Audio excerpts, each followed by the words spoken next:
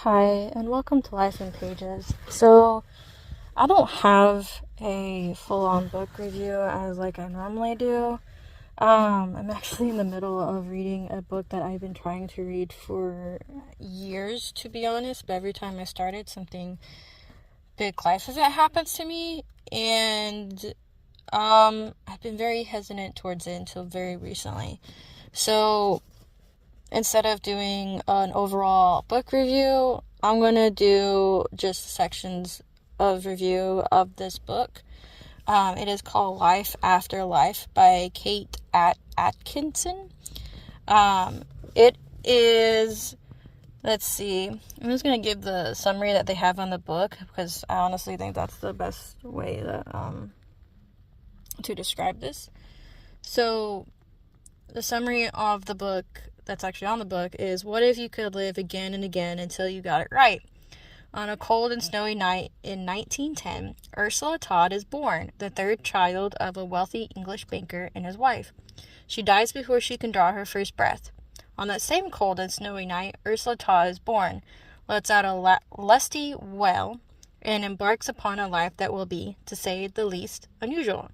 For as she grows, she also dies, repeatedly, in any number of ways. Ursula's world is in turmoil, and she faces the unspeakable evil of the greatest war in history. What power and force can one woman exert over the fate of civilization, if only she has the chance? And with this, so far, the book actually lives, the book's title actually lives up to its name.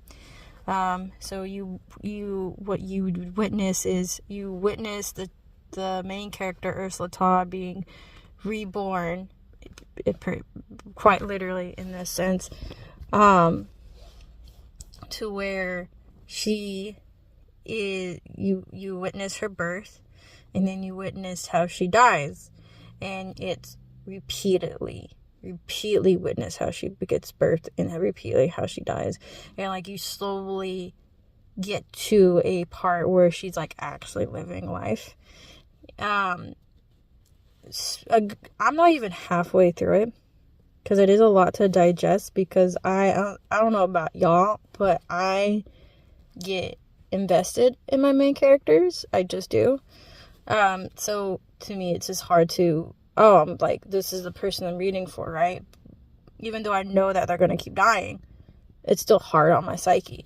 So, but I personally like this book, this story, because mainly from a writer's perspective, it's extremely fascinating how one decision in a person's life can affect not only their own life, but other people's lives. And that's what this author pretty much explores.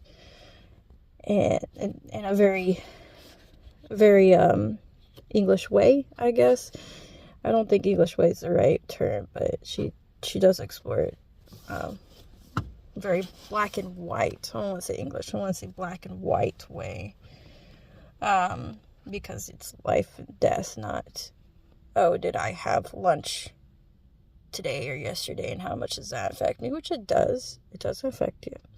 But she just takes the very broad, basic things and goes from there, which I find interesting. So, the character, I'm not even halfway through. I'm currently on page 184, right? There's like over 300 pages of this.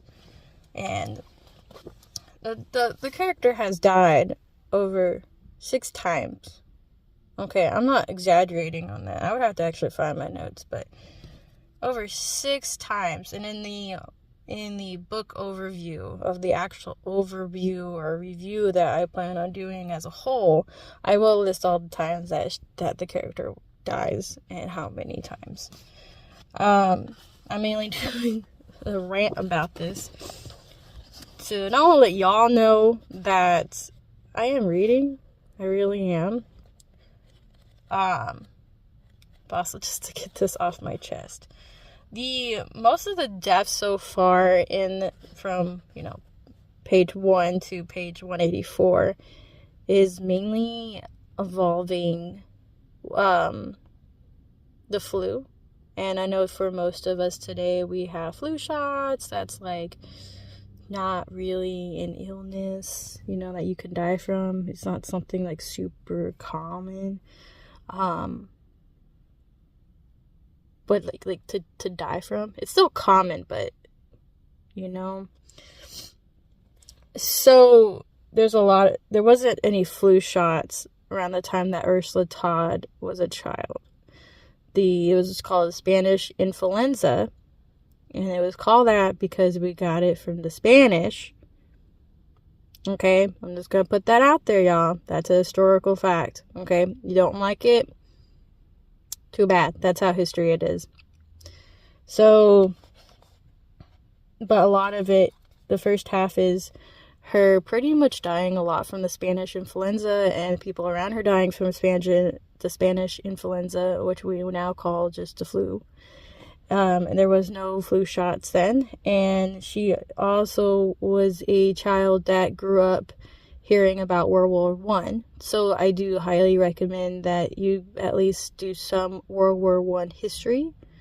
Else you will have a very hard time of what exactly is going on in the world and why people have things like iron masks, which was a thing, by the way.